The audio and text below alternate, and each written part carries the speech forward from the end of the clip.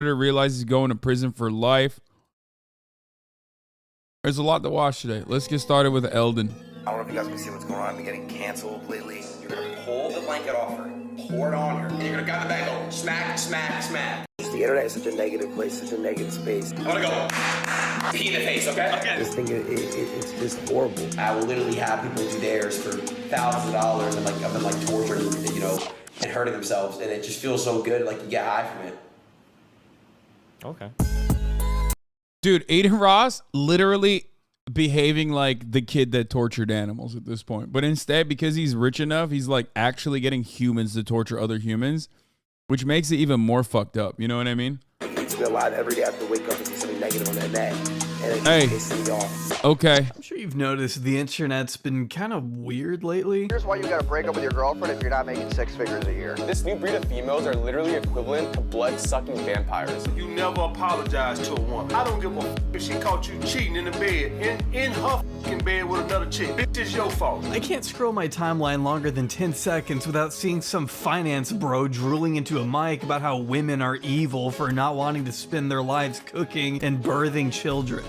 Okay, well, they don't cook the children, but annoying and insecure dudes complaining about the individual choices adults make in their own personal lives is, of course, hardly a new concept. The ultra-online red-pilled alpha male-based Pepe Giga Chad weirdo manosphere has always existed to some extent, but has only seen more of a renaissance over the past year or so, when their lord and savior first made the news in April 2022 for a, hang on, let me check here. Oh yeah, a sex trafficking investigation. His provocative comments surrounding women and masculinity catapulted Andrew Tate into the cultural zeitgeist, becoming inarguably one of the most famous people in the world by that summer. Suddenly, everyone with internet access went from having no idea this guy existed to seeing him. Dude, misogyny was such a fucking rocket ship for this dude that everybody started literally just copying his bit.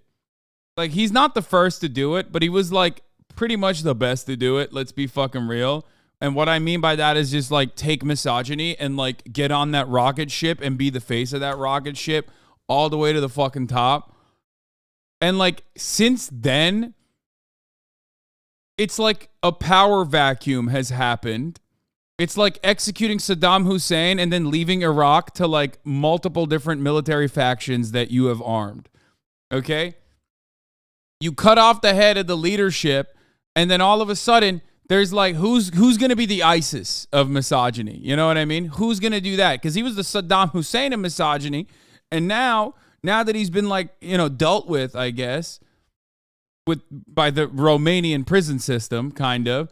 Now it's like, who's going to be the fucking ISIS? Like, and everyone is going for this power vacuum leadership role.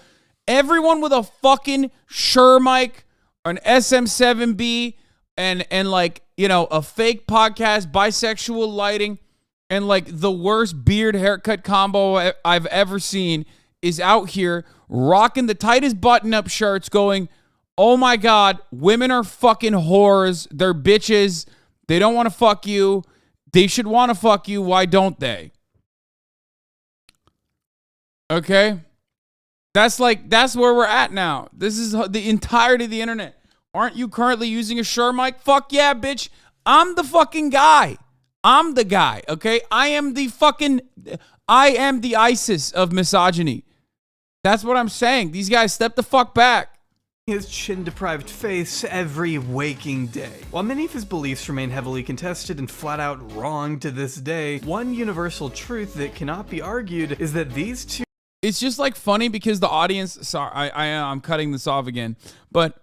it's funny because the audience is so fucking stupid, and Andrew Tate basically revealed that. Like, Jordan Peterson was doing too much, like, intellectual mumbo-jumbo. Like, he wanted to come across as, like, smart too hard. And basically, like, Andrew Tate revealed that, like, no, you just have to be, like, really dumb. Like, you have to dumb it down. Doesn't even matter. You can be smarter than it. You have to just, like, dumb it down. So now it's, like, a race to the fucking bottom of, like, who can be the stupidest person.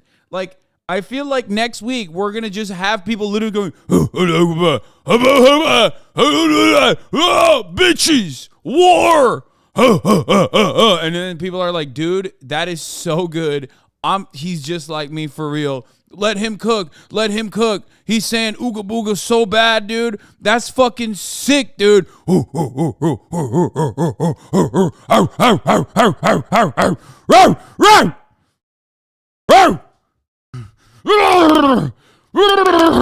This is how women make me feel. Okay.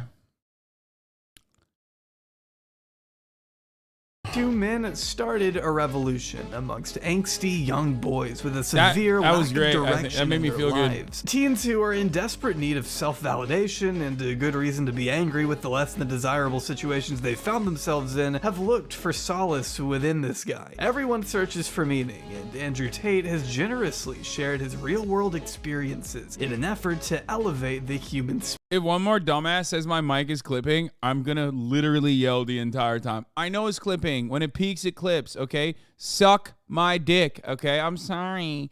I'm sorry that your like open back $1,547 studio headphones are making you hurt your ears when you're watching. Oh my god. Oh my god, it's clipping. It's clipping. Shut the fuck up. Shut up. Spirit. For the right price, of course. And if by elevating the human spirit you mean violent misogyny, regardless, he's offered a weird, twisted sense of hope for vulnerable audiences to latch onto, and an ideology for irresponsible creators to mindlessly regurgitate. When Sneeko isn't getting ratioed into oblivion by anyone with a Twitter account, or getting cuckolded by the woman he loves, he can be found on a Twitch knockoff site, parroting Andrew Tate talking points, or just flat out dancing to edits of Hitler.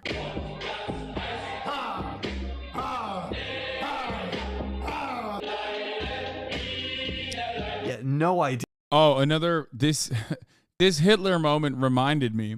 Another show that I'm like kind of medium on. I wouldn't like go out of my way to be like this show is going to be a fucking banger, even though it has Woody Harrelson, and I love Woody Harrelson, national hero icon. Is the HBO show The Plumbers, the true story behind Watergate. The reason why the Hitler moment reminded me is because, you know, one of the two dudes is like an out and about Nazi. Ain't Woody an anti-vaxxer? I don't give a fuck. Plumbers is decent, not insanely good. Yes. The first episode was all right. Let me tell you something. The reason why I say it's all right, it's decent, is because that show is extremely my shit. I love Woody Harrelson. I love the other guy too from, what is it, Leftovers or whatever. I love both of those things, and more importantly than that, I love a humorous concept, like a humorous look on real world events that surround like an important moment in politics. So Justin Theroux, is that Justin Theroux? He's Louis Theroux's cousin.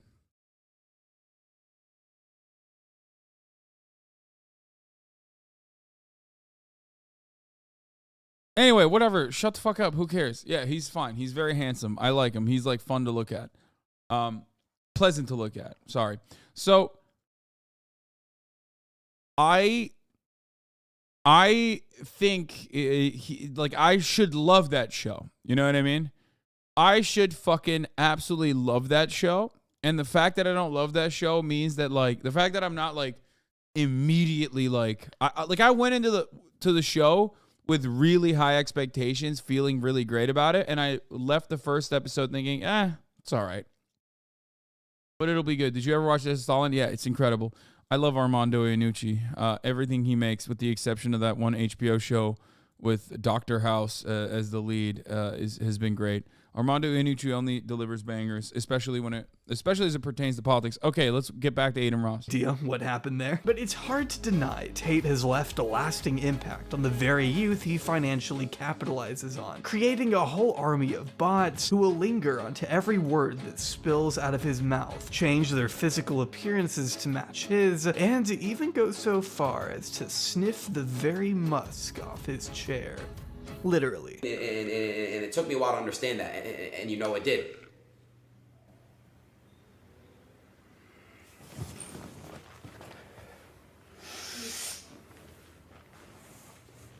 And I just want to say, Today, Oh my God, dude. How is this person not fucking like laughed out of every room? This is what happens when you're this is what happens when society is fucking stupid. Okay? That's just how it is. There's nothing you can do. In the land of the blind, the one-eyed man is king. That's it. That's it. That's what's going on. The entire audience wants to sniff Andrew Tate's asshole. So they prop up Adin as the guy who was lucky enough to get that opportunity. Shocking. Sad state of affairs. I'd like to focus on one of Andrew Tate's most loyal soldiers, a man who has found deep meaning in his teachings and vowed to leave his... You learned that phrase last week and you love it now? No, I used to say it all the fucking time way back in the day. It's just like I've been saying it more frequently because I think it's like a great take. His own impact on the next generation in a similar way, when he can actually pronounce words correctly. Far right authorization on ultra-analytic, oh my God, ultra-analytist, Benito Mazzulli. What is an example of a fastest? Benito Mazzulli. Join me on my descent down the rabbit hole of a streaming icon who's recently found himself just as radicalized by the top G as any other impressionable kid out there, while we explore what really happened to Adin Ross. I just woke up to some crazy catastrophic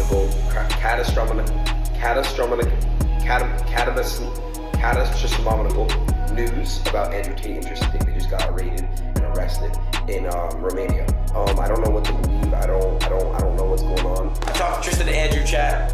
They're home, bro. They're home, and it just feels amazing. They call me Little G. Little G. You need to be alive in my life because you came for a reason, and you're here to inspire me for at least tens of years. I'm gonna have to change your diapers. But before we get too deep here, I do want to give a huge thanks to our sponsor, Aura. If you've ever Googled yourself and were shocked to find your personal information exposed, But chat, I want to start to get protection of our data. But chat, I want to start to get more girls on my stream, probably next month type shit. I'll definitely be out there around the time we dropping that song. Okay, cool. You talking about? So, what happened? The Big Bang? No, I know the Big Bang Theory.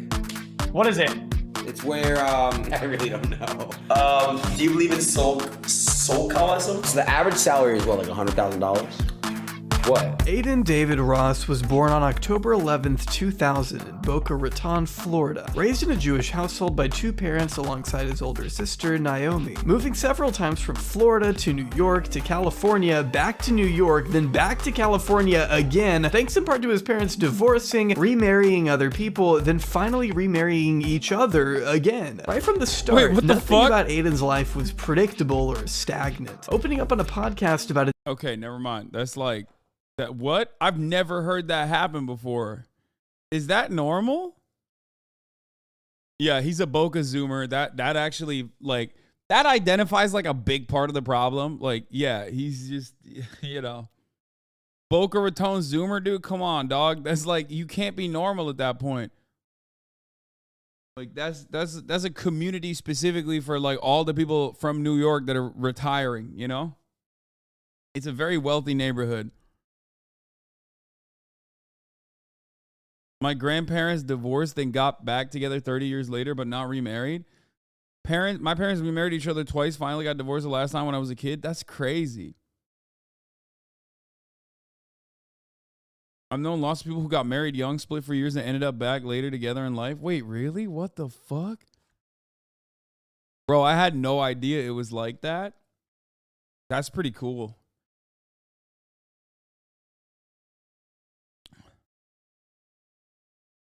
We all have our unique upbringings. I mean, dude, it's kind of sick. Like, that's a cool story.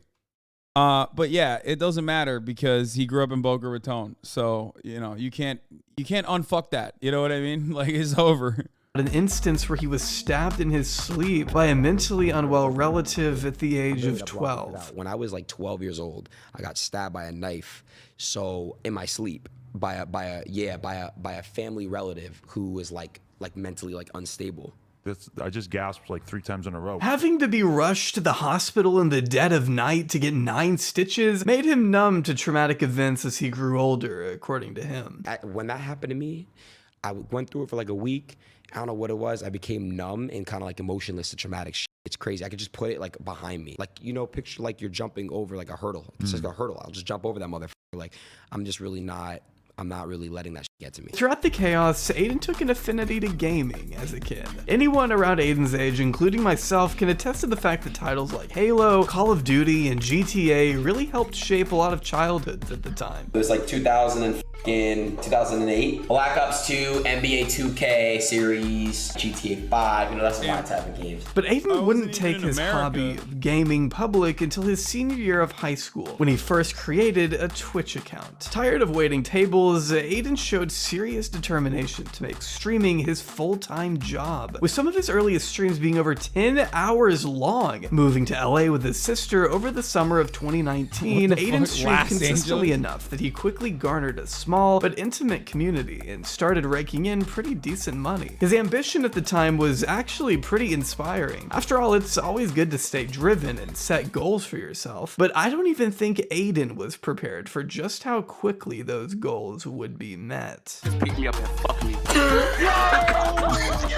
me that! Let's go, Bronny! That's what the f I'm talking about! Bronny! Here we go, here's game 1, bro. Bro, I wanna break something so bad, bro. It's not fair. 4 seconds! Stay! This game is f***ing ass, bro. NBA 2K was Adin's first gateway into mainstream recognition. Not just it was Bronny, because he like linked up with LeBron's son and he became besties with him. And then, yeah, that's like the biggest LeBron L, honestly. That's probably the only one. In a career filled with like incredible shit, he basically led to like Adin Ross's popularity by, I don't know, not sheltering his son a little bit better from outside influences like Adin Ross. I'm just joking, but you know, LeBron can do no wrong. Let's be fucking real. I love him. If I ever saw him in the real world, I would probably perish. But because it was one of the primary games he streamed, but because the people he met playing it proved to be pretty instrumental in Adin's early career. For example, maybe you've heard of this guy, LeBron James. Yeah, well, Adin became pretty good friends with his son, Bronny, by playing 2K. Actually getting the chance to meet LeBron himself on stream at the beginning of 2020 in a particularly viral moment. What's good, bro? It's LeBron? He said, is this LeBron? Yo, gigantic fan. I love you. Nah, it's all respect, man. I appreciate it, man. And look, showing love and respect to me and my son. Nice meeting you, man. Hey, nice meeting you. Keep it going, all right? Yeah, all right, bro. Because LeBron is LeBron, this interaction gave Adin his first taste of media buzz. Putting his name in front of more people ended up doubling his audience as he began streaming in front of thousands of more eyes. it's like, you wish that was you 100%. That's the only thing I would ever be jealous of. Like, I am jealous of nothing, okay? I'm very happy in my life. I'm very confident. I think I am a very fortunate person. But yes, it would be so sick to meet LeBron. I mean, come on. You're a man being able to admit you're jealous? Oh, yeah, dude. Are you kidding me? Oh, my God. It would be so sick. I would cry. I would probably have tears.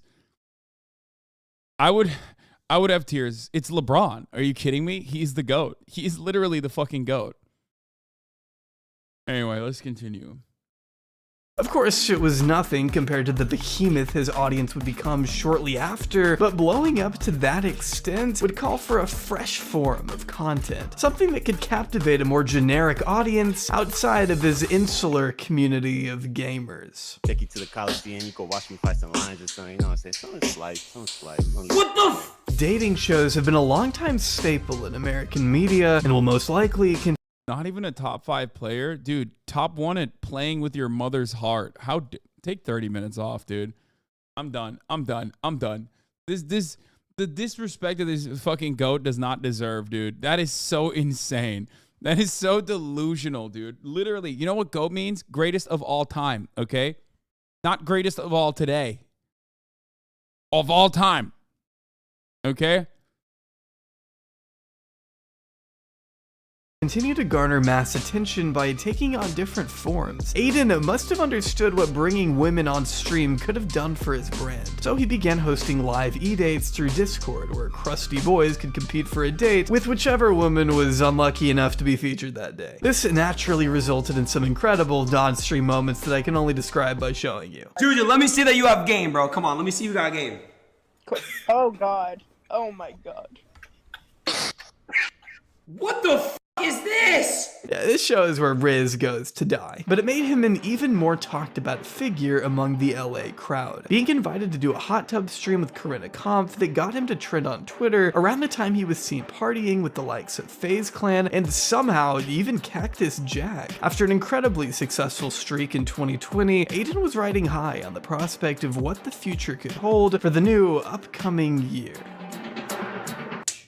Both of those motherfuckers in that photo need to check him, okay? Both Brother Banks and also Big Mike. Everybody that says social climber literally doesn't understand that, like, this is, like, what is he supposed to do? Like, of course, first of all, it's a mutually beneficial relationship in that regard because they saw something in him that was uniquely creative. And at the time when, like, FaZe was helping him out, Brother Banks was helping him out, he was already popping off. And secondly, that's how this industry is. That's how most industries are. Like, that's how you become a big creator. Okay? What do you mean?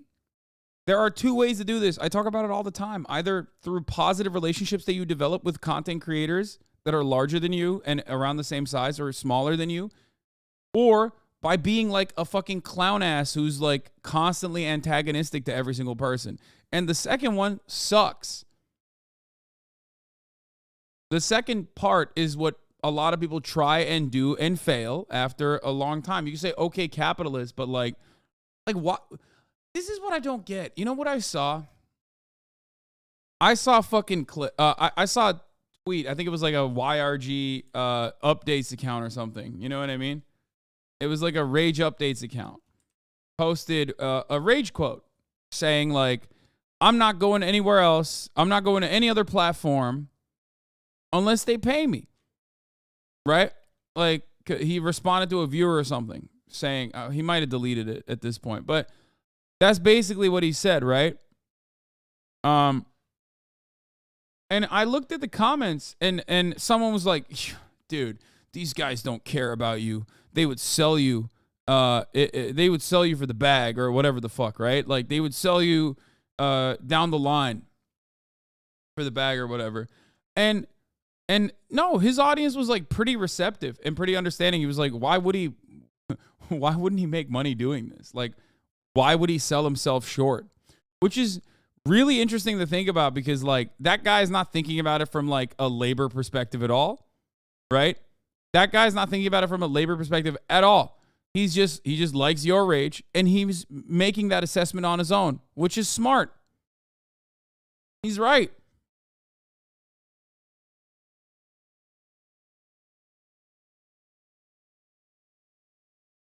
It's so fundamentally flawed that people just think that like, knowing your worth or recognizing that they value that you offer and having at least like some level of leverage to be able to ensure that your demands are met is considered like capitalist.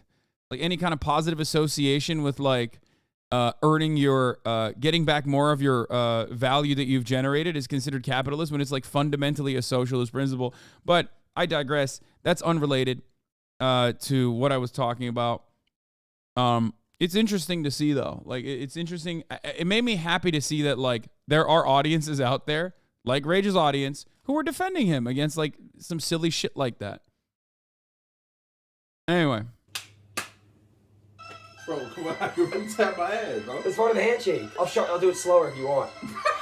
Turning his back on 2K, this was his like gay baiting era. Adin kicked off what would become his rapper era by first playing GTA with Detroit artist T Grizzly before moving on to even bigger names like Lil Yachty, Lil Uzi Vert, What the fuck? and Soulja Boy. Bro, it's not even a joke. Yeah, someone else has said that gambling ruined his streams. Even his fans agree with that. Yeah, the bag for Adin, the gambling bag ruined his fucking streams. Now, remember what I said about like going to a different platform and getting the bag thrown at you for going to a different platform? There's that. Okay? There's that. And then there is the really just going overboard and selling your audience short and like selling them a bunch of dog shit that's also bad content. And it's really interesting to see this because his sussy rapper era was probably peak Adin. Okay? That's when he like really started gaining a lot of prominence. He was like 100K viewed streams over and over again. He did a phenomenal job of bringing a lot of fucking like noticeably famous legacy media talent onto this fucking platform, which I think Kai also does a really good job with and is continuing that quite well. Okay?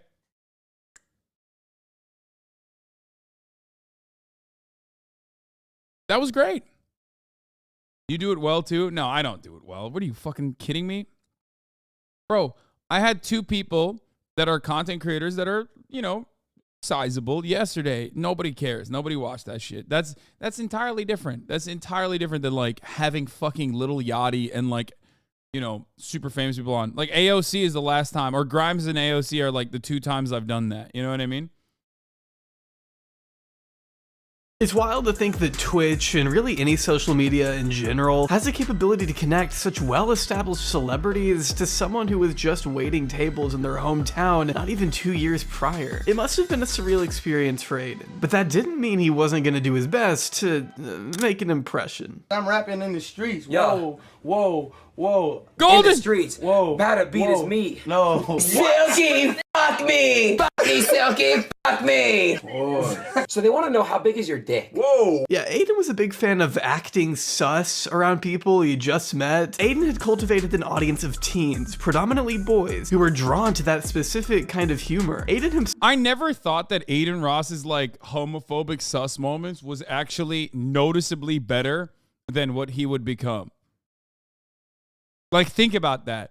Like, what he ended up evolving, or rather devolving into, is so bad that like his sus shit is like nothing in comparison. Especially if he like followed that up by being like, I'm confident in my sexuality, which he wasn't. I'm not saying he ever did that. But like, you know what I mean? Like, that kind of shit you could actually materialize into like a fine, normal thing. You know what I mean? Especially because like most of the time, the cis gays are not going to be like that upset about it anyway. But ultimately he was doing it from the other side regardless. And it was like a lol, look at the gays. You know what I mean? He was doing that type of shit.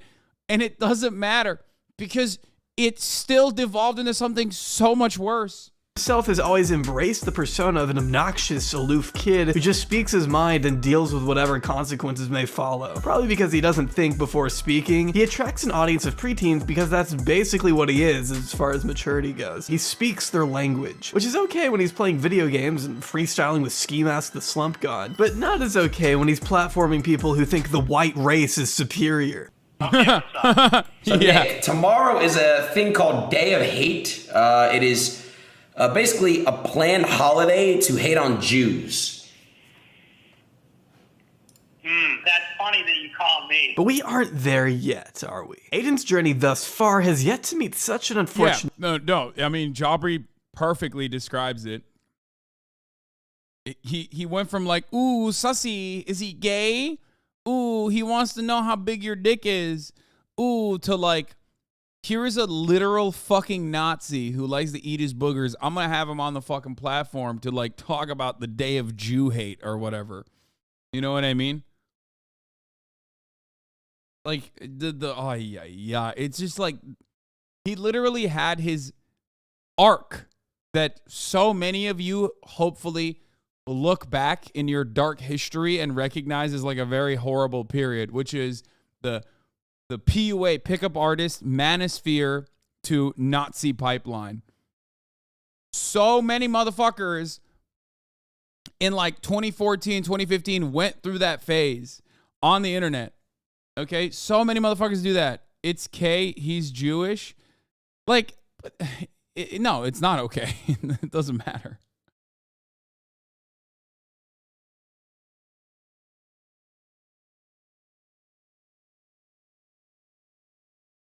unfortunate fate, because at this point, he was still acting like a moron and beefing with rappers. Adin once unknowingly sung along to the lyrics of a song that dissed rapper Julio Fulio's deceased brother live on stream.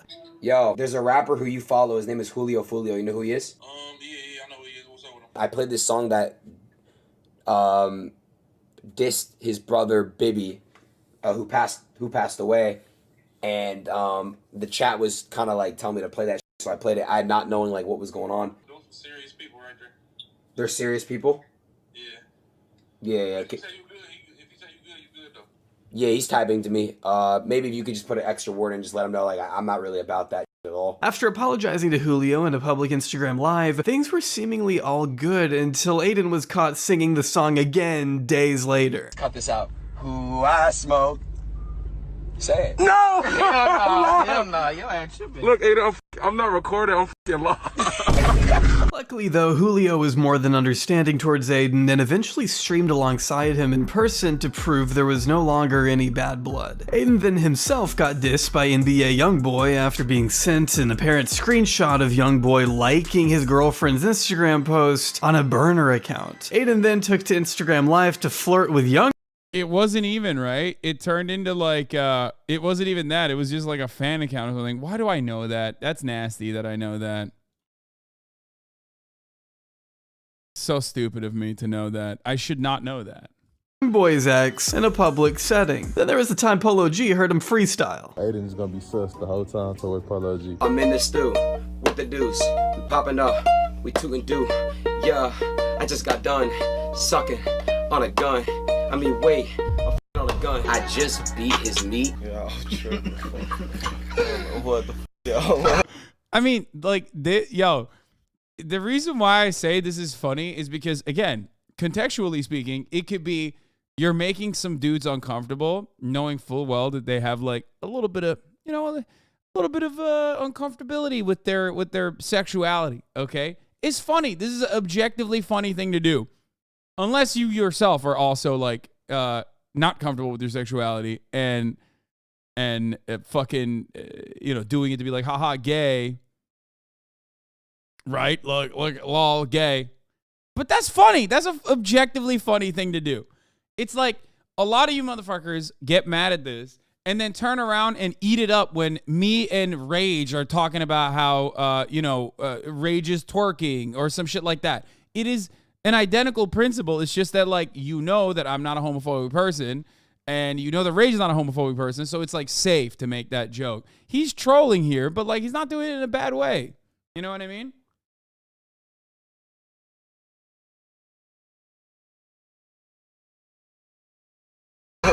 Even though they were said to have put the issue to bed in July 2021, a year later, Polo released a music video pretending to beat a Twitch streamer to a bloody pulp. Adin then brought Polo back on stream where he looked absolutely terrified as he apologized again. I'm out of pocket, man. I don't know what the f was happening to me last year, bro.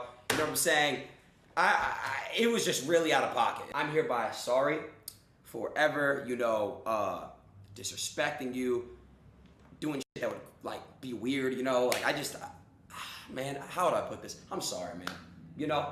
And I f*** with you, bro. You're gang. You know what I mean? We're gang. And while I wish I could say this was the end of his series of controversies... Also, a lot of this stuff is so awkward. It's like... I've said this before, but my assessment on the situation is that, like... I think oftentimes we forget that, like, rappers are kind of like the music nerd of the bunch. Like, they're not usually like super social. There are some, especially ones that are like incredibly famous at that point. Like they have so much media training that they're like quick. But like a lot of rappers are just like shy guys. I'm sorry, you will never fucking convince me otherwise.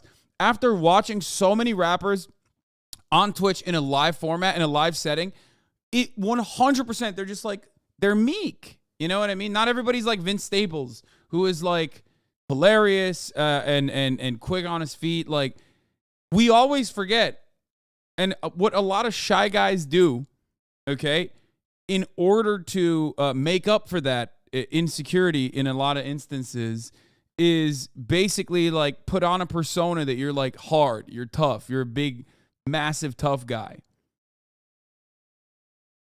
You know what I mean? That's it. That's what it is. It comes from a place of like insecurity. It's like a fake front.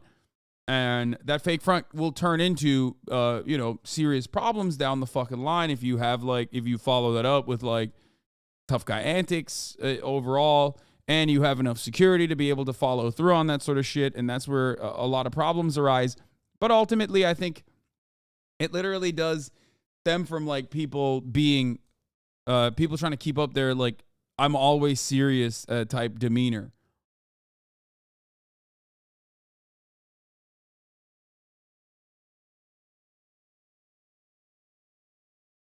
That year, in reality, things were only heating up. I don't know, bro. Like, I just see like you just don't like me. I don't know.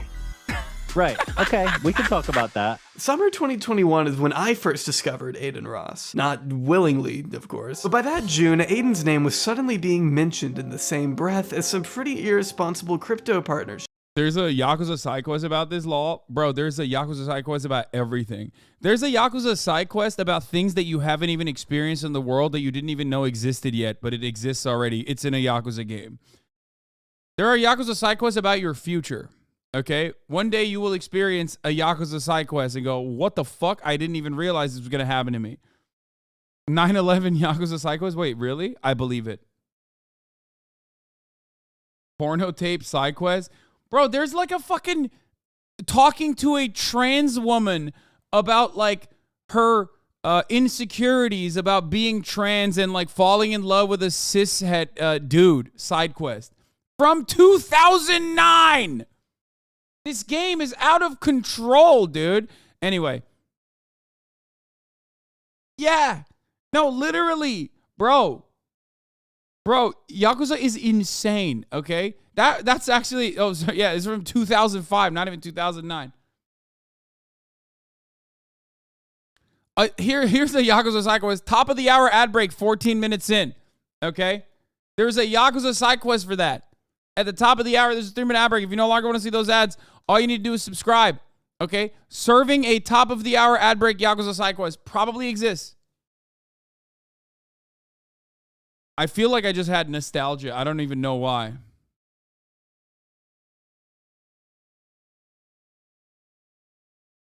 Okay. There was a cult Yakuza side quest. Dude, it's so sick. Anyway. Real Baka Mitai. If you don't subscribe at the top of the hour and avoid the 3-minute ad breaks, you can do that by subscribing for $5 or for free, or by getting gifted a sub. Sakura Gore! Thank you for the 10 gifted subs, allowing 10 people to no longer see. Have you met the naked masturbator for the other side quest? Yes, I have. Yeah, I meant deja vu, not nostalgia. Here's the 3-minute ad break now.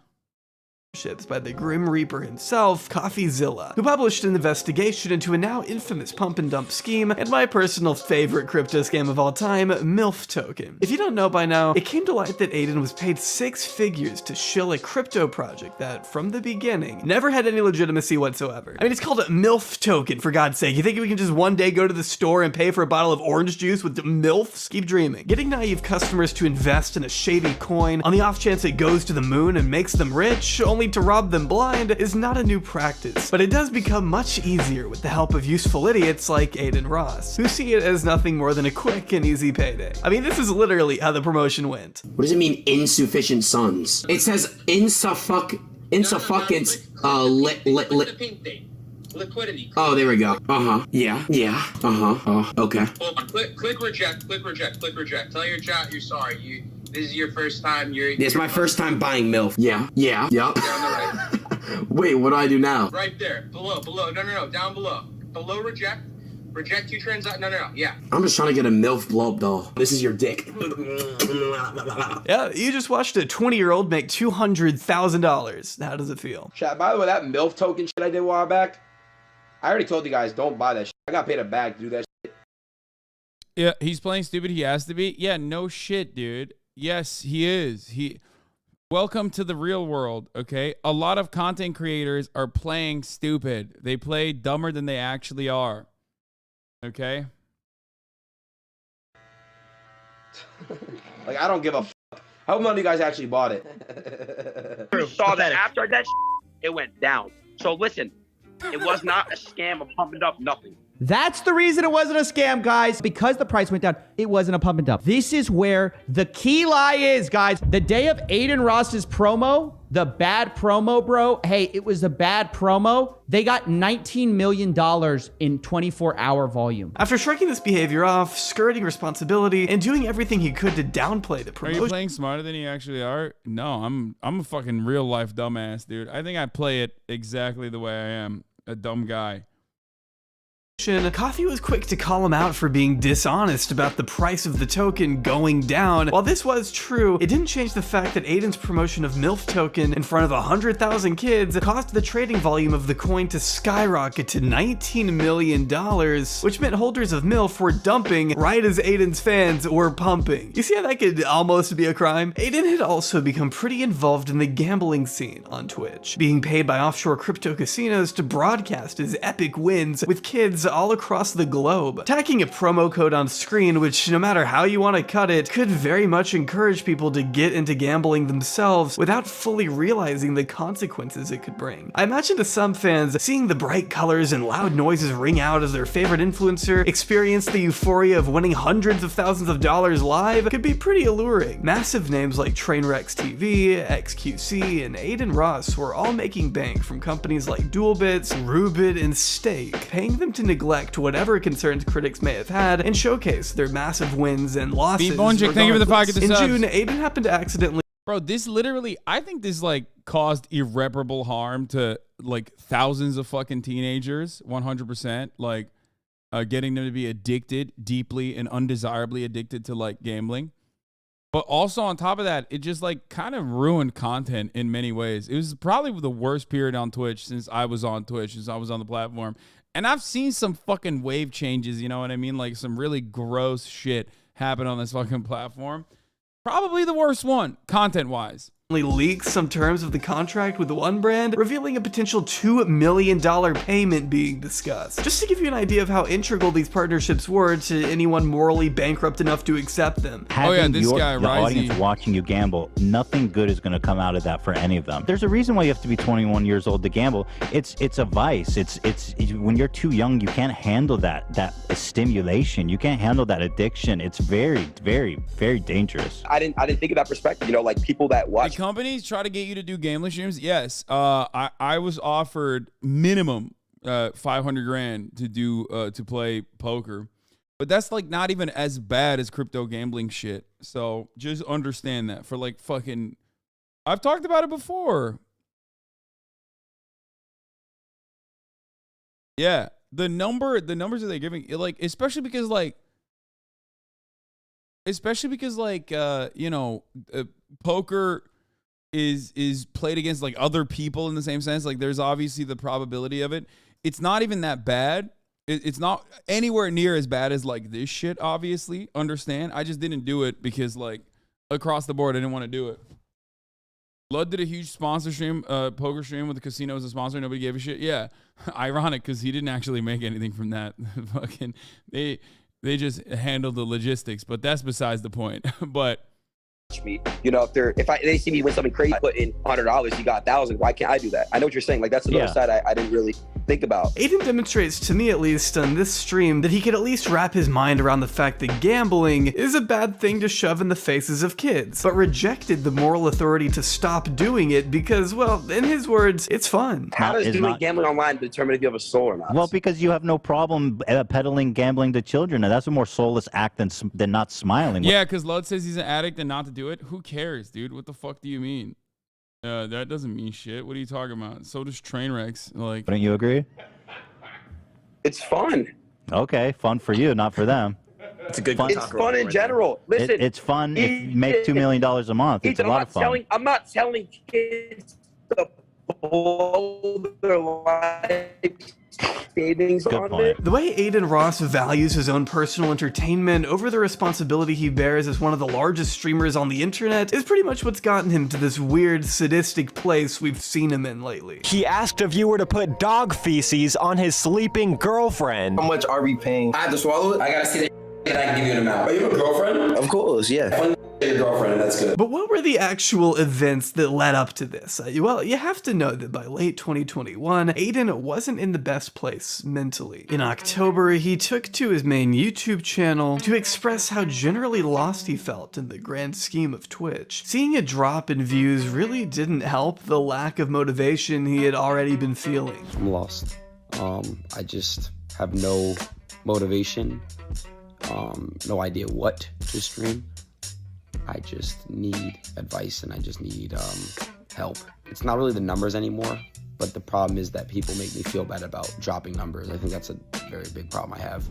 I talked to him about this back then. Like, tried to tell him, like, it doesn't matter. Just keep your head up. Like, you're gonna fucking, you're obviously captivating like a large audience. Not around this time, but like, the timeline's like a little busted on this, but there was a moment before his Tate arc where he was like, his viewership was declining, and it felt like it sucks when you're at the fucking top and then you experience like this drop off and everyone's like constantly shitting on you over it. You know, obviously it's better to have that situation to begin with and then lose it than to never have it at all. But like, you should have realized the only response to negging, lol. Yeah, I mean, I treated him like a fucking adult. What made it especially sting was that his own audience was guilting him for the change in numbers. Coupled with the fact that he was feeling stagnant and despondent living in LA, growing tired of the same stale collaborations, Adin began contemplating quitting streaming for good. He had become so successful that his new fear was becoming complacent. He didn't get as excited to stream like he once did. It now felt forced, like a job he had to clock in and out of. Having no clue where to take himself or his content from here, Adin Ross was in desperate need of a lifeline. Something or someone who could turn him and his streams around in a positive way and leave a meaningful impact on his life. He needed a reason to keep going. Too bad he found it in the worst person imaginable. How did you know about me? Bro, you just exist in the metaverse, don't you? Your name just floats around, doesn't it? It's just how it kind of works. Adin opened the floodgates by introducing Twitch to a man named Andrew Tate in July 2022. While Andrew had been making the rounds online leading up to this stream, I didn't notice such a huge jump in his popularity until he began getting propped up by some of the biggest Twitch streamers on the internet. XQC, who at the time was #1 on Twitch, debated Andrew in a call with Saddest, who is currently #1 on Twitch, all on Adin's channel in a series of streams that broke records for Adin's viewership. The chat was moving so fast at times, it was impossible to read anything, creating a golden opportunity for Tate to shill his shameless pyramid scheme in front of Adin's malleable fanbase. While some guests were effective in combating some of Andrew's more contemptible takes, Adin and Tate seemed to have pretty palpable chemistry right from their very first interaction. Some of the stuff they discussed at the beginning was actually so ridiculous. Okay, technically, yeah, LeBron James domino meme led to Andrew Tate falling in my fucking lap. It's hard not to laugh at the insanity of it all. If you were my son, I would walk into your bedroom and beat the living out of you. What? You should only drink water to begin with. Sparkling, as everyone knows. I don't like sparkling water. It's disgusting. You're scared of bubbles? No, it doesn't even hydrate you. I don't have a jet. Does that mean I'm broke? Incredible. Dude, this guy, fuck, man. He's so good. He's so brilliant. Sounds like it, bro. What are you waiting in lines at the airport? Brokey. I'm trying to hide from the police. I don't like making accounts online and stuff. John Law and the government. Wait, hide from the police? From what? Just in general. But not even 10 minutes into their first conversation, Andrew is already giving Adin some valuable advice on how he needs to improve his lifestyle. How old are you? 21. Bro, 21, you should be strong as an ox. At 21, I could split the Earth's core. You're out of shape for a 21-year-old. I am? You're out of shape, young man. You're 21 years old. You have all the time in the world. Look at his face, bro. He was getting negged so hard. It wasn't just like that his viewership numbers were dropping off, which is actually a really good point that I hadn't even considered. But I think like the final thing came down. Andrew Tate, gave him views. Okay, he already had the views, but like collaborating with Andrew Tate was perfect for his dumbass audience, and it brought him back into the fucking stratosphere. But then also on top of that, like he broke up with his girlfriend and had like I guess our generation's like PUA king Andrew Tate basically neg him into in his emotionally vulnerable state, neg him into becoming a clone of himself. I bet you're making a bunch of money on the internet. I bet you're loaded as well. You're rich from this shit. Yeah, so you ain't gonna go to fucking work. And you ain't doing any push-ups? Jesus. How do I fix you when you're so fundamentally broken? I am. And that right there pretty much encapsulates the criminal. Like, we used to joke when I first started saying, like, oh man, Andrew Tate seemingly is like grooming him. That was like kind of a joke. And then at this point, it's like not a joke at all, actually. He quite literally groomed him. You know what I mean? Like, very successfully so. It's very real. Levels of dick riding you're about to see. There was just Which is weird because like I would joke normally about like grooming a fucking like 23-year-old or whatever, but like it fucking can happen. You know, we watched it.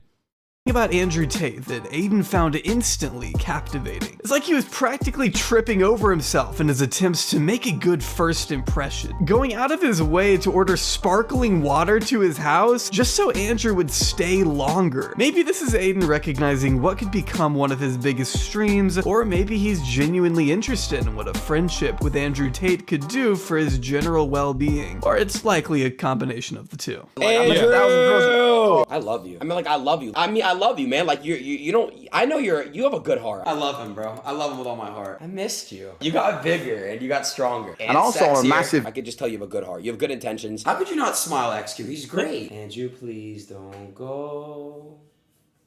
That was terrible. Among the tamer discussions of self-improvement and the importance of having discipline, Andrew brings it home with one of his classic bouts of random misogyny. No, but what would that make you? If you sit around and only do what you feel like doing, what would that make you? I don't know what. Think about it. A woman. Okay, let me a think female. If a you beat. only sit around and a pussy. Close. They have a pussy. Oh, I but know. the point is, emotionally led creatures females are generally emotionally led. When they're happy, when they're sad, they're sad. Adin clearly knows just how insane it is for this guy to be calling women emotional creatures who just sit around all day and let the men do all the heavy lifting. But either for the sake of content or because he's just genuinely slow, Adin chooses to let that statement go, and in fact takes it a step further by stating he doesn't think Andrew Tate is a misogynist. A lot of people think that you are a misogynistic person. Now, hold on. Let me finish. I want to hear it. Tell me why I'm misogynist. No, I don't think you are. I don't think you are, Mr. Tate. I do not think you are. I do not think you are. So when I say like girls can't drive, everyone calls me a misogynist. I think Adin was both attracted to the status of Andrew Tate, having 27 cars and all the women and money he could ever ask for, as well as the added bonus of him being an arrogant edgelord, just like Adin. And as we covered earlier, Adin was already feeling lost and directionless just a few months prior to him meeting Tate. The seemingly Man, this story is so perfect for a Jobbery video. Like, Jobbery is so good at this shit, dude. Just unwinding slowly but surely, just like weaving through these little complicated processes. I mean, shouts out to the man, dude. Great video. The endless slew of advice Andrew was feeding to anyone who would listen felt like just the answer to the problem. For the record, like, this type of shit has always struck me as like very transparently insecure. And my goal in life is to basically get others to recognize this level of like over the top hyper masculine behavior as like people trying to overcorrect for an insecurity that they have. And unfortunately, I'll be honest, like, I don't think I've done a good job of being able to like get the broader audience of like Andrew Tate heads to recognize that. I think it's just not going to happen. I have almost given up on that. That's your goal in life? Yes. Because Andrew Tate is one guy, but there are millions of people like Andrew Tate out there. In the sense that like there is right now in your life there's a guy exactly like Andrew Tate in your immediate vicinity, in your workplace, at school, somewhere. A guy who's like very transparently insecure. And I grew up with guys like that. You know what I mean? I grew up with guys like that. I met guys like that in college. I met guys like that in high school. There were, people in positions of power that were like that. I worked with guys like that in the real world. You know what I mean? Guys that are just like very insecure, but craft a persona of themselves that is like over the top with bravado and machismo, and guys that are like really fucking hyper masculine. In circumstances like that, those guys are just like basically fucking lying, but they've been lying so much. They've been lying so much to themselves and to others around them that it's basically become this like massive shield that they put on at all times. The people that are like, I don't have anything happening in the real world in my life that I am going to talk about all the material things that I own, like my cars and all the bitches, all the women around me. I drink sparkling water only. Like, it sucks, but there's just so many of them, so many people like that out there, and it responds like a lot of people who themselves are very insecure or young look at the shapes and colors and go, oh yeah, look at the shiny object. This time, of course, it's Andrew Tate's bald head. But, they look at the cars and they look at the women and they go, oh my God, this guy's so fucking sick. He's so good. He's so cool. I want to be like him. Look at all of his toys. You have a lot against you, to be honest, even if you come off as reasonable and forgiving, such as Adin Ross. Either Adin Ross will take advantage of that and be dishonest towards you, or your haters will sway them away, and your haters have been growing more and more over the years. Yeah, bro, my haters are fucking psychotic. Like, they'll be in the replies of a Stan account posting my dog and going, that's an ugly dog. It's like, how do you have that much hate in your fucking life, brother? You know what I mean? Adin was faced with. Thanks to Tate, his numbers were back up, his morale was in a more positive place, and he finally had someone in his life who claimed to want to better him, encouraging him to adopt a healthier lifestyle and being there when Adin broke up with his girlfriend. You are lost. You're a lost soul. 100%, yes. But in reality, it was probably more codependent and transactional than Adin would care to admit. It's called The War Room. You can find out more on CobraTate.com. Listen. Oh, I love this. Yeah, I saw this earlier. So this is so real. We'll look at that in a second. That's another reason the War Room exists. I'll tell you how you get rich. You go to CobraTate.com and you join Hustlers University. CobraTate.com, Hustlers University. So my organization, the War Room, go to CobraTate.com and you join Hustlers University, join the War Room. Just don't promote Hustlers University, please. I'll be back. All right, guys, so Hustlers University. But by the end of that year, you can bet that Adin was sticking by his original promise to meet Tate in person out in Romania. The two streamed together, bonded over cigars, and Adin finally got a whiff of what Andrew's bare taint smells like. I know I already covered that part, but he railed that like a line, brother. I just have not gotten over the fact that he genuinely did that. Adin made his return to America shortly after, where he shaved his head completely bald in honor of his favorite role model and vowed to make some serious changes. Like, look at the adults in his life. Adults that he pays, by the way, but even then, like, look at their reaction to his behavior where they're like, dude, what the fuck are you doing? You know what I mean? For the sake of bettering his overall mental state. But then the unthinkable happened. And by that, I mean it was entirely thinkable. The Tate brothers getting arrested is the most predictable thing in the world, really. They just got raided and arrested in Romania. Listen, it's over some sexual trafficking. I don't know some sexual trafficking. I don't know what's going on. Right? Sexual trafficking makes it seem like you were doing trafficking of anything, but in a sexual way. Like you were zesty. You were trafficking in a zesty way. Yeah, he was doing some sexual trafficking. Like, no. They were trafficking cigarettes, but he was doing it like real zesty like. You know what I mean? Adin went into panic mode when he heard the news, and after publishing an emergency press release to his main YouTube channel, it wouldn't be long before Andrew announced that Adin Ross was one of the very few people allowed to visit him in Romanian prison. Oh man, I woke up to that and I had just the biggest smile on my face. I'm like, oh my god, this is real. This is crazy. Yeah, I woke up to that and had the biggest smile on my face. What is he talking about?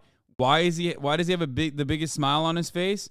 Oh, that's right, because the guy who is currently in prison at the time for sex trafficking and grooming and sexually assaulting, allegedly, multiple women, said you would be one of the people with an allowance to visit him, like to do a conjugal visit in Romania, which, by the way, wasn't even the case because he's not immediate family, so they said no. But like, that's what you're happy about, dude. That's crazy. Like, that's what the fuck. How does someone just fall down this rabbit hole so fucking hard that they're like, oh man, I can't wait to do a conjugal visit for the sex trafficker, dude. It's so sick. And the answer to everyone's question, if I'm going to basically go see Andrew in jail because he did put me on his visitation list, the answer is this. Andrew Tate. Oh my God. I'm on my way. I will see you in Romania, G. It was obvious that being charged with rape, human trafficking, and organized crime wasn't about to put Andrew Tate at odds with his most loyal student. Adin kicked the meat munching up to 100 by refusing to accept even the slightest possibility that, hey, maybe this guy does suck after all. After being confronted with genuine evidence of Tate bragging about trafficking women across the world to work for his webcam empire for reduced payment, Adin's response essentially boiled down to, nuh-uh. He got women to fall in love with him. Then he flew them out to Romania. Okay. And then he had them work like 15-hour shifts, and then he stole money from them while he had them work. They got a percentage though, and he put them on. So that's like, yeah, but he lied about the percentage he gave them, right?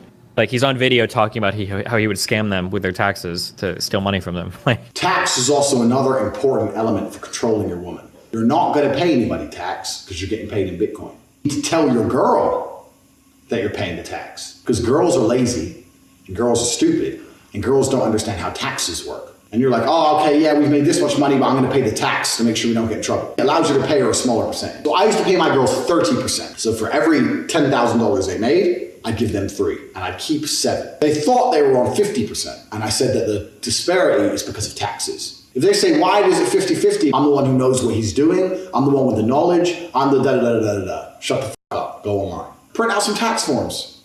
I used to do this all the time. I used to print out some random tax forms and say, yeah, sign here and sign this. What is it? It's for the tax. You want to pay the tax or not? Throw them away afterwards. But they think something's happening. Something real's happening.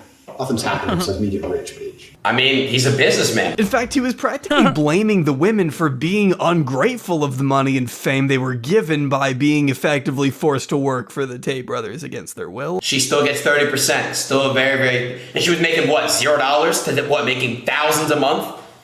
How could you complain? Yeah, I mean, but it's not like these women needed to be tied up and held at gunpoint for Tate's business model to resemble forced labor. She's not tied with ropes and chains. Hey, like, hey. Wait, do you think that grown women can't get pimped out? It's so stupid. The idea that like the only type of coercive labor is by just like whipping someone is so fucking stupid. It blows my goddamn mind, dude. It's just so dumb.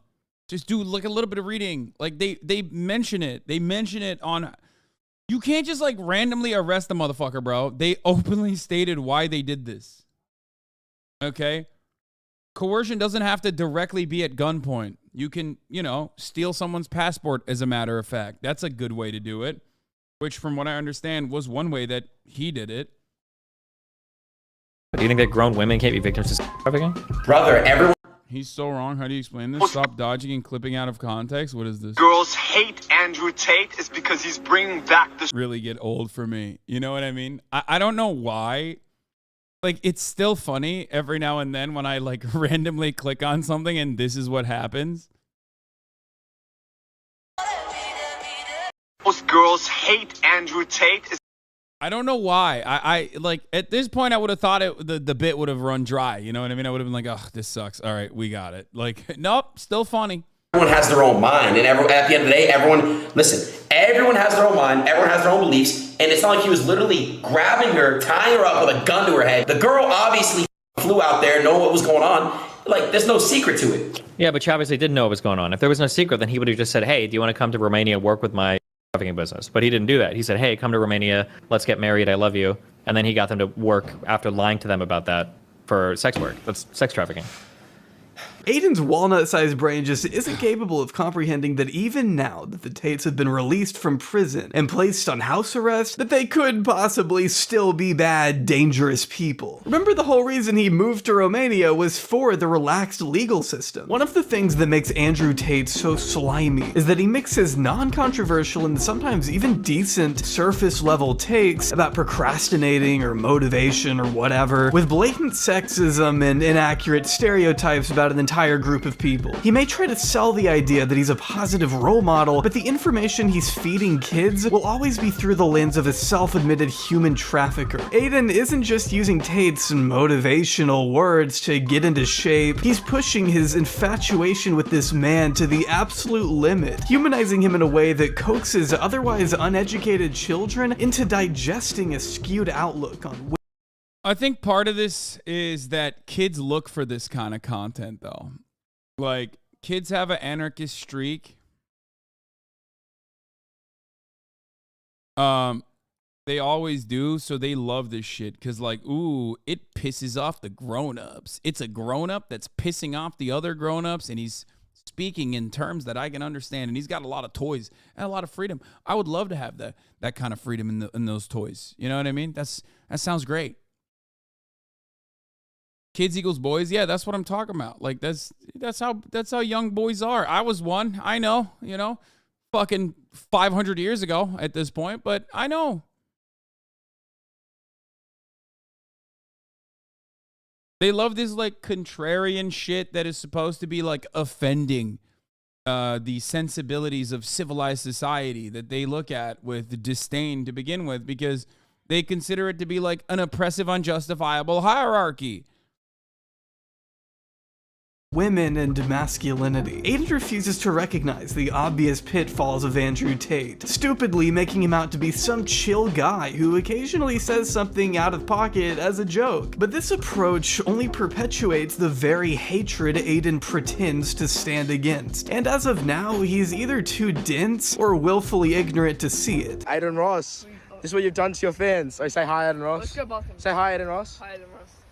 W, man. I support Adin. But who cares about that? He likes me, bro. He likes me. The validation this guy desperately craves is sad. His incessant need for attention bleeds into his ideology and clouds his moral compass to the point where I can no longer tell what he believes. One minute he's saying he isn't political, the next he's excitedly throwing support behind Donald Trump. One second he's preaching against hate, the next he's platforming neo-Nazis. It became pretty evident during this stream in particular with Destiny that Adin Ross has absolutely no goddamn clue what he's talking about with politics. You know damn well Trump is better than Biden. This is what it took for you, Jombry, to be like, wow, he's so dumb. Bro.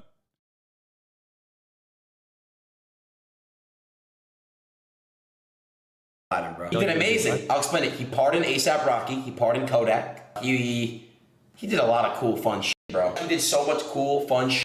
He made like the world like just fun and entertaining, But like Biden's not entertaining. Biden has a shit, raise the inflation, and he like barely can formulate a sentence. Okay. Employment rate was at an all-time high when Donnie was in office. I mean, employment rates have been pretty crazy for the past like year in the United States now too, right? No. Do you even know what like the unemployment rate is, or what it should be? No, I don't. But I know that like based off of my information that I've heard and seen that yeah. Well, I mean, I don't know how to argue with based on information you feel like you've heard and you've seen. Yet he's remained persistent in regurgitating culture war nonsense because it stirs the exact kind of negative attention he thrives off. And the grand irony is that it works. I mean, I'm here talking about it right now. Over 70 million impressions on a single tweet is a mind-blowing metric. Even he admits. Yeah. I mean, that's how easy it is, dude, to turn the fucking faucet. That's the parachute cord. You rip that shit. You go, you know what? I'm sick and tired of fucking lying. Okay, I'm done. I've lied my whole life. I lied my whole career. I think all this gay shit sucks. Blah, blah, blah, blah, blah. You do that, boom, dude. You will get fucking launched, especially if you toe the line. Especially if you toe the line and you're not stupid enough to do the Adin Ross shit. You will literally be celebrated so much. You know what I mean? So that's why I get so mad whenever the absolute dumbest people on the fucking internet. Whenever I see an account with like a trans flag and like, you know, this is my neurodivergence, and then they're like, I fucking hate Hasan. He's so fucking cringe. He's so fake. I'm like, hello? He's such a grifter. It's like, what are you saying? Like, what the fuck are you? People want to kill you, idiot. They want to kill you. You think I'm your enemy? You're such a fucking dumbass. It blows my mind how fucking stupid some of you dumb motherfuckers can be on the left. It is truly mind-boggling.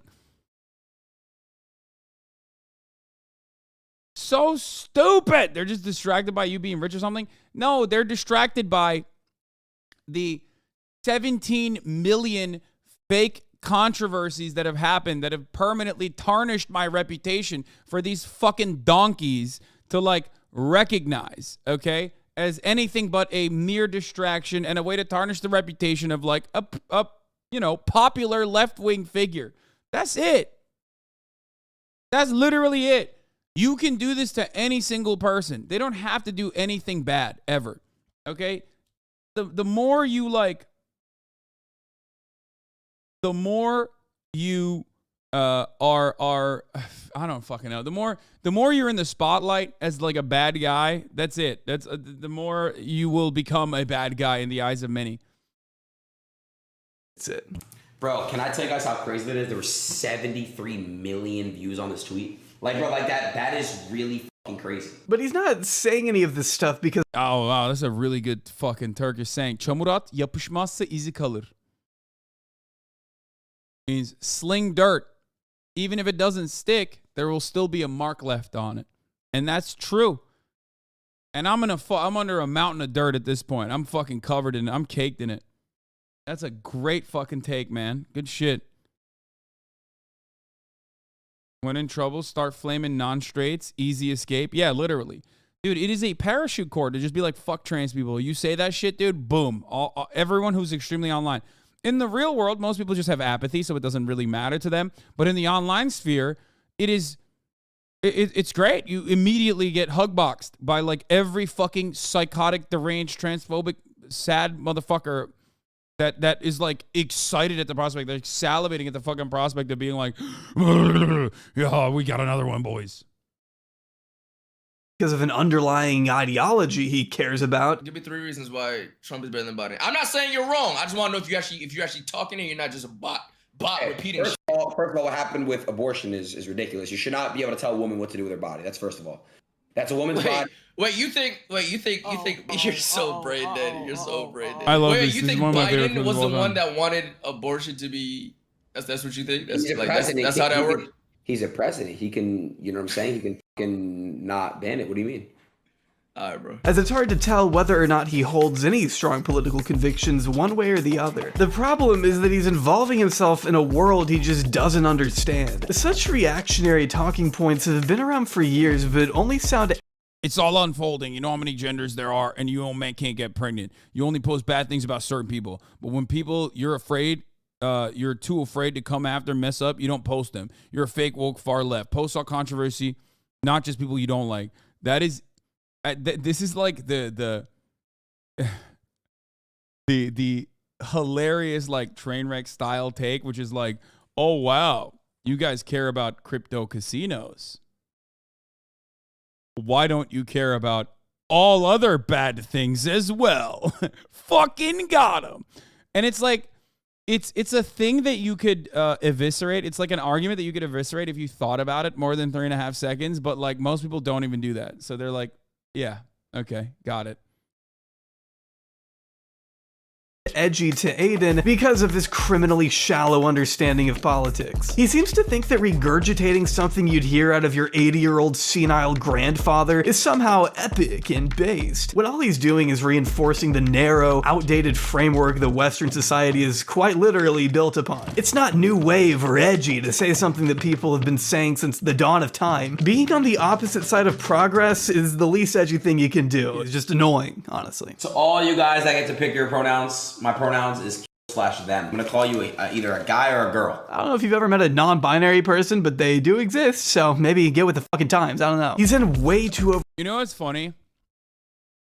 A thing I noticed is that, like, I was interacting with Adin a lot when he had more mainstream appeal, and I noticed that he was going down this, like, bad trajectory. So the first half of the video is mostly clips of me and him talking, or me and Ethan talking with him. And then the second half of the video is just only Destiny talking to Adin, because once he got fucking deplatformed off of everything, I just had no opportunity to talk to him at all and can't even fucking talk to him at that point. So then it's just like, oh, then it's just him debating him, which is, I mean, he doesn't, I mean, it's easy. Anyone could do that. But Destiny's also a good debater, regardless of my differences in opinion and overall distaste for him as a human being. You know, he's short work.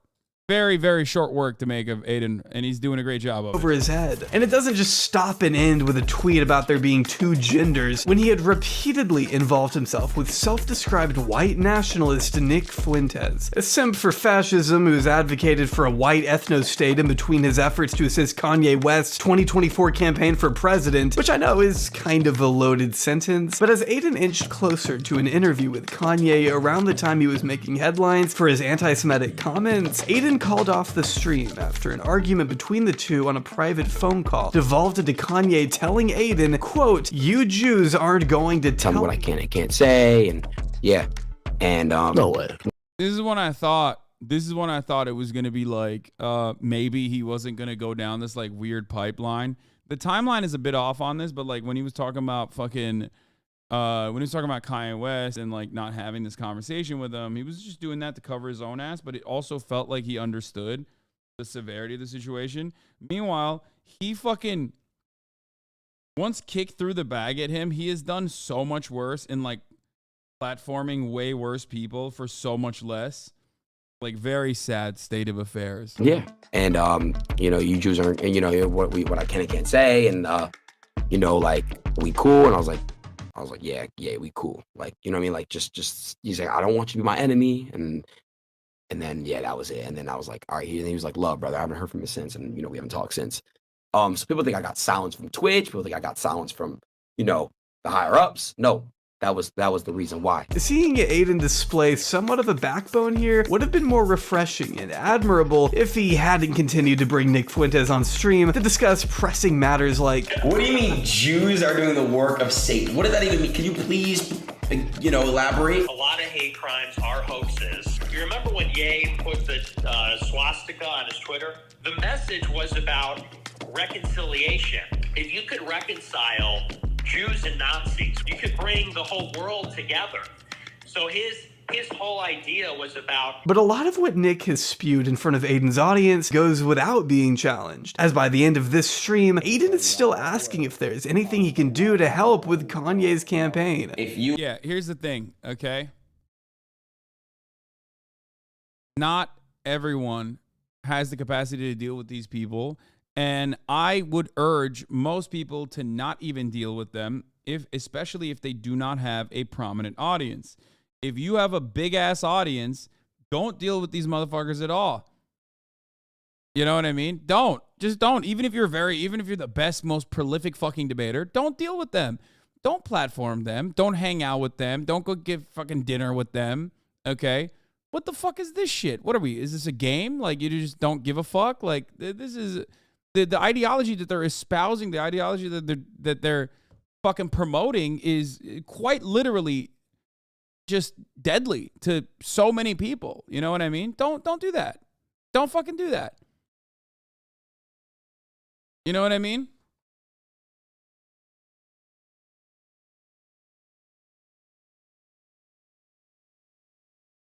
And it's super easy. Like there are plenty of people with like twisted, distorted, idiotic fucking ideas that you can actively platform that are going to be infinitely less damaging than like a spokesperson for white supremacy, right? Even if you are the best at dunking on white supremacists, unless they reach a certain level of prominence and they're actually hitting like mainstream avenues and genuinely developing an audience and it's becoming a threatening issue, there is no reason to debate them. All Adin is doing here is literally platforming them. Like, that's all you're doing. You and Ye, you know, I know you guys are still Think about running for the 24. If you guys want me a part of the team, man, I'll join. But I think he's totally open to that. Like, what happened to not spreading hate, man? Where did that go? I can't allow any type of hate on my platform. At the end of the day, man, I don't want to. It's spreading hate. It's all about spreading love now, man. I want to spread love and make sure everyone's, straight. Adin also at one point tries to convince Fuentes to accept other religions, which will never happen, considering he is not pro-freedom of expression. In fact, he vows to suppress the voices of his enemies. See, just like he was to Tate, Adin Ross is nothing but a megaphone for someone like Nick Fuentes to shout his dangerous views into. As opposed to staying relegated to the darkest cesspits of the internet, Adin has made sure Fuentes. The funniest part about it is that like so many kids that want to like look for edgy content that's like different, that'll really piss off your parents, unironically go down this pipeline where they are like you just skipped your liberal mom and became your fucking racist grandfather, I guess. Like it's not counterculture, it's not unique, it's not different than anything other people have said before. And the guy that you are like shaping your worldview off of is like the biggest fucking loser. Like hilariously the biggest fucking loser, like a booger eating donkey, okay? Who's defending the status quo and aggressively so. Gets as much attention as he can on his own stream in front of tens, if not hundreds of thousands of teens who are just a couple Google searches away from falling deep into a rabbit hole of poisonous ideology and unabashed lies. But none of this was going on at Twitch. No, this match made in hell could only have been made possible by Kick. See, Adin had received his 8th and final ban from the platform on February 25th, 2023, shortly after making the move to a brand new Twitch alternative named Kick just a few weeks prior. Kick was pretty attractive to Adin for a few reasons. The main, of course, being a much more relaxed TOS. Yeah, nudity, gambling, blatant racism. No top of the hour ad breaks, which come at the top of every hour because there's no fucking advertisers on the Nazi platform. You know what I mean? Hey, that's right. Adin would be. If you no longer want to see those ads, I had to move away from that still. If you no longer want to see those ads here, though, all you need to do is subscribe, which you can do for $5 or for free with a Twitch Prime. We have Twitch Prime here. Kick doesn't have that. Or you can get gifted a sub if you're lucky. Here is the 3-minute ad break now. That is right on the fucking dot. Right at 2 p.m., baby. 2 p.m. Pacific. Here's the 3-minute ad break now. Given not just free reign to speak his mind and be as obnoxiously offensive as he'd ever been, he was. Wait, what the fuck is that? Was that free reign to speak his mind and be as. Oh, that's Austin Ox. Adin, I was like, what the fuck? Adin, if I call a girl a dishwasher, right? That's not me being sexist. You know what sexism is? It means I don't like people based on their sex, which there are 2 of them. Train. Well, listen, see, this is what I mean. Sometimes you dig yourself into a goddamn hole. As obnoxiously offensive as he'd ever been, he was offered the biggest streaming deal of all time. Kick is funded by the massive gambling company Stake, which has endless pools of money to shill out to their creators, evidently. Kick also famously gives their streamers 95% of their ad revenue, as opposed to the admittedly awful 50-50 revenue split you could get over on Twitch. When you couple all of that together, there really was no reason in Adin's mind to stay over there. So he made an announcement and brought 266,000 people over to what I can only describe as the Twitch equivalent to 4chan. But being given such intense freedom out of nowhere. Which, by the way, like 4chan exists on Twitch already. You know what I mean? It's more like 8chan, I would say. Because like 4chan is like pretty Twitch. Twitch culture and 4chan mix with one another. That's why there's a lot of fucking relentless haters on here that love cyber stalking me because they think one day everyone, all the normal people will also see me as a lol cow, even though if you have a fucking lol cow, if you know what a lol cow is, you're already so permanently brain broken that like average human beings look at you like you're a fucking psychotic weirdo and a possible school shooter.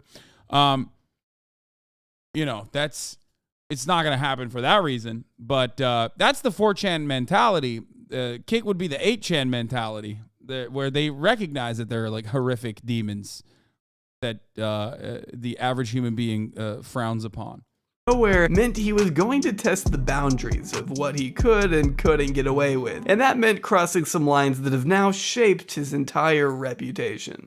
You seen Adin on Kick? Yeah, him and Train stream the entire. I feel that like it's less 4chan now. Maybe I'm clueless. No, because you probably go here and like adjacent streamer communities that are overall very positive and very lib or leftist.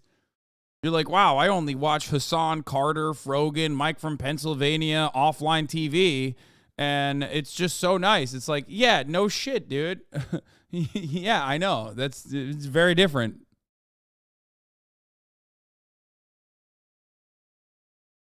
I'll give you a great example. Someone just said new frogs, right? So that terminology, by the time I had gotten on the fucking platform, was already such a permanent part of it that I didn't even know where it originated from, and I still use it, right? New frogs. New frogs is a substitute for new F words, okay? The gay one, the gay F word, which is like, it's a substitute for the slur because you couldn't say the slur anymore openly, so they changed it to new frogs, right? But ultimately, once it evolves in that direction, and people that are utilizing it don't even know what it means, that people that normally wouldn't ever use that term, utilizing it, it just takes a life of its own. It's like Pepe the Frog, you know what I mean? Originally created by a nice dude, then adopted by the fucking groiper weirdos on 4chan. That then ultimately turned back around and became like a positive figure once again.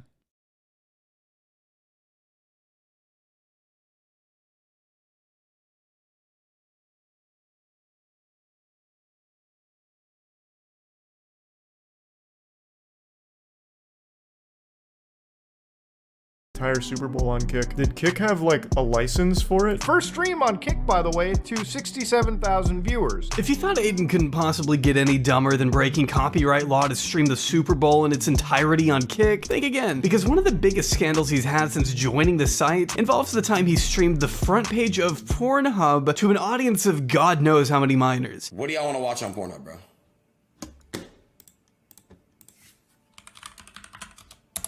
What do y'all want to watch, bro? I don't support porn. Like, I don't support this shit.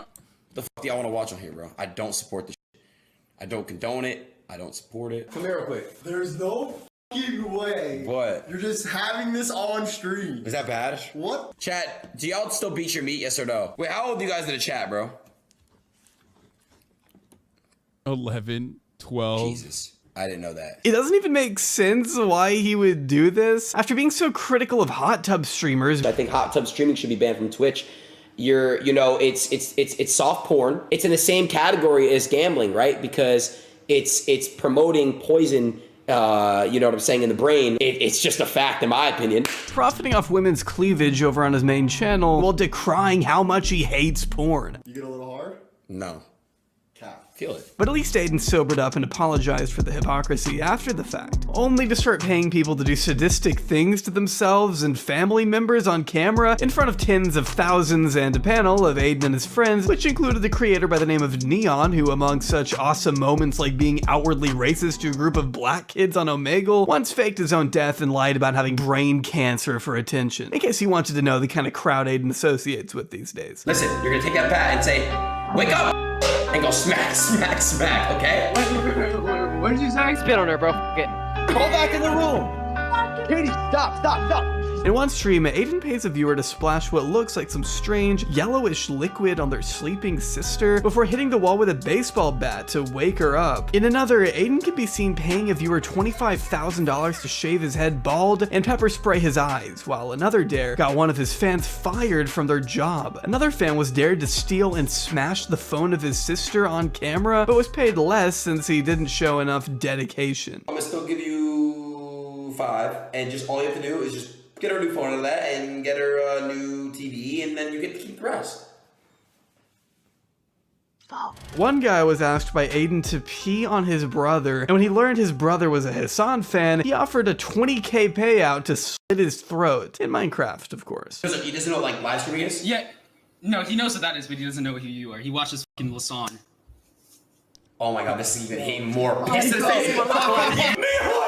attachment Toby's now. I love it. I know. Just normal activities, bro. Fucking, he watches Lasan, dog. That's why it's like kind of funny. I mean, I love this video. It's so fucking stupid.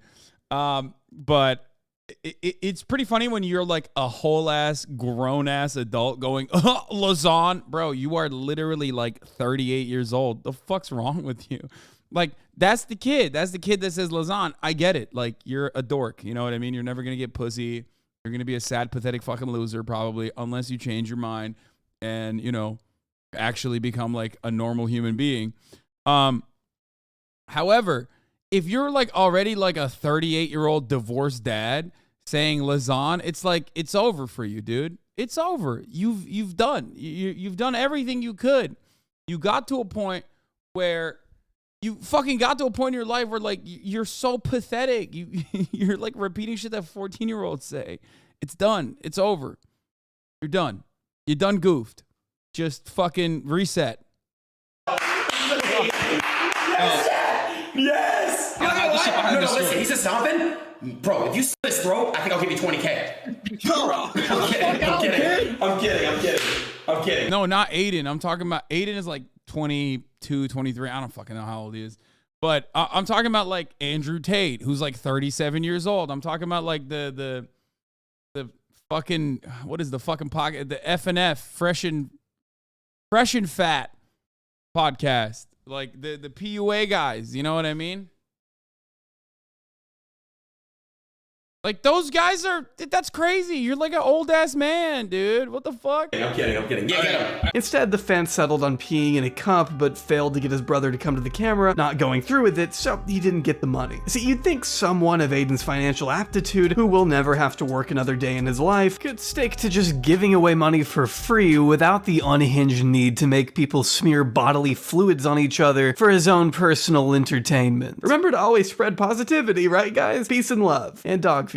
But Adin sure has made it difficult for people to talk about his content at all lately. What with him issuing false copyright claims against a slew of YouTubers who just used clips from his streams and provided commentary under the protection of fair use. If attempting to steal a life-changing payout of over $8,000 to one creator by the name of Internet Anarchist wasn't bad enough, here he is laughing about it on stream. W. Chat, by the way, this is Hassan's head moderator, chat. Put a W in the chat. We stole $8,000 from him. W. He needed that. Yes! Yes! W, yes! Yes? Yeah, same guy who streamed the Super Bowl to 100,000 people, by the way. Also, not sure why he thinks this is Hassan Piker's head moderator. You really think this guy has a head moderator? Eat her ass! Eat her ass! What is happening? Doggies! But Aiden's too busy barking like a seal at the idea. Yo, chill. Okay, but like true. But also, what the fuck? Yo, why did you fucking do that to me? God damn it. Just rolled, dude.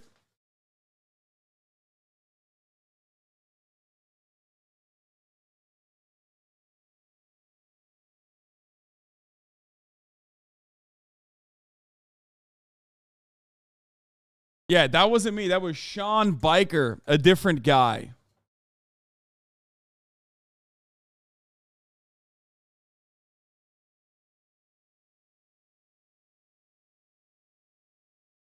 Why did you say that? I was making fun of someone, probably. I don't even remember. It was so long ago, but I think it was like... I think it was literally about... someone else's stream that I was watching or some shit. I don't fucking remember. What was it? Was it Tim the Tap Man or something? This guy has a head moderator? Eat her ass! Eat her ass! Poggies! But Aiden's too busy barking like a seal at the idea of robbing one of his enemies of a very decent pay. You were making fun of chat being weird about you having guests over. I was there. Yeah. Probably. To care. His dedicated fans will be there to support him even if he is taking advantage of YouTube's broken copyright system and issuing illegal DMCA takedowns of those who barely even criticize him. The video by Internet Anarchist that Adin was so excited to claim contains clips of his streams, but also includes abundant analysis that undoubtedly falls under the 4 pillars of fair use. Plus, Adin hasn't been the most subtle at hiding his intent. Listen, new editor. I'm not gonna lie, if I don't fuck with them, do it. If I fuck with the YouTubers you're doing it to, don't do it. Like, this guy's an actual dick sucker, bro, so he deserves to get copyrighted. He's a dick sucker. He knows it's wrong and he doesn't care. This guy's encouraging his editor to abuse the copyright system if it's a person he doesn't like. It's pretty funny that he's just like so bad at doing fucked up shit that like he gets himself in trouble. Like he could have just like copy striked it and not said any of that shit, which probably would not have gotten that much attention. I wouldn't have seen it on the Internet Anarchist stuff. All he had to do was deny it. But like he is, yeah, Chatter, you are correct. He is not dissimilar to Andrew Tate in that sense, where he can't stop himself from openly admitting to wrongdoing, misconduct, and sometimes crimes. Because what he's doing there, when he says he did a false copy strike for malicious purpose, is literally a crime. One that has like a super minor offense for someone like Adin Ross, who gets, you know, hundreds of millions of dollars, I would assume, over the course of his long streaming career. It's only $2,500 in fines, but like it is literally something that is like is a crime. You're self-snitching, you're self-reporting that you're doing this in a way that, you know, will get you in legal trouble. Because they hurt his feelings. If that isn't the weakest, soyest shit you've ever seen, I don't know what is. It's also very funny timing that Adin dropped the claim on one video hours after this post began making the rounds on Twitter. A tweet from the Act Man almost hinting at some kind of litigation in the class action variety, I wonder. Who am I to speculate, right? Now, while I am hopeful Adin comes around on this and releases all the other claims, it doesn't mean he will. But at this point, enough people have been affected that I wouldn't completely discount the idea that it does go to court, if in which he may need to take on a couple more gambling sponsors to cover all those legal fees. If I painted my nails, did my makeup, and basically never told you guys to get in the gym and do push-ups, and I had blue hair, I would be on Twitch right now. Facts or cap? Be honest. It's facts.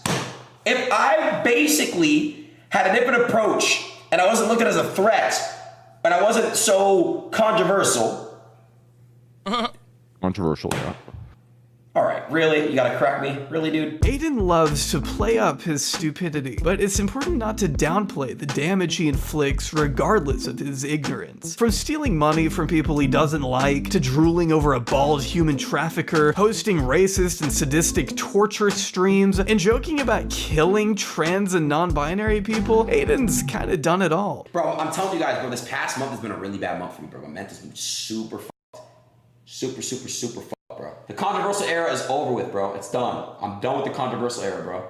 It's done. And while he insists his controversial days are all behind him, I have a hard time taking his word at face value, considering this was all before he abused the copyright system and laughed about robbing someone. He hasn't really proven to be the most reliable, trustworthy guy over the years, I'm sorry to say. I can't allow any type of hate on my platform. It's all about spreading love now, man. I want to spread love. If his goal is to build a community on love and acceptance, he's done a pretty shit job at it so far. Sadism, torture, and intolerance have plagued his streams since the day he met his role model. And I think if he ever does want to change, he'll need to do some serious reevaluating. His platform is just too massive for him to continue being this ignorant and irresponsible with it. Did you ever meet him IRL? I did, which was documented on the Soda Poppin' stream.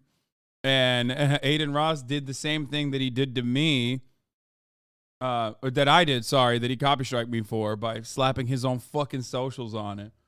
But yeah, we've met a bunch of times. Introducing countless young fans to dangerous ideals does way more damage than I think Adin realizes. He needs to genuinely grow up and move on from this corrosive phase of his life before things manage to get even worse. Otherwise, I'm afraid the prospect of Adin Ross becoming just another Sneeko could be cemented as his permanent legacy.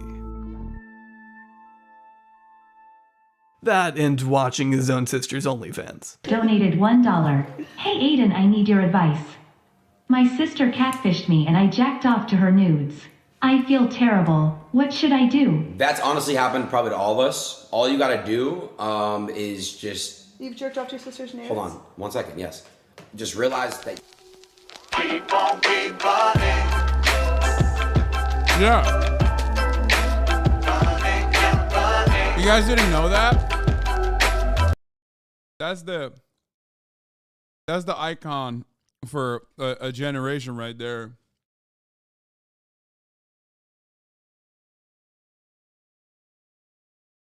Another person used to thirst after me who fucking hates me now.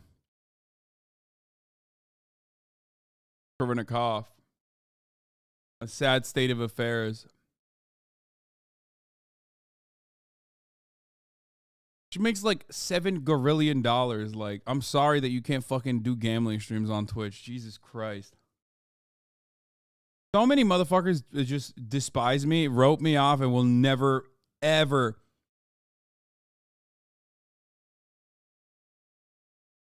You lost nothing, dude? Yeah, I mean, I know. I'm just memeing around. It doesn't really matter. Oh, here is the PUA guys, by the way. This is a great post.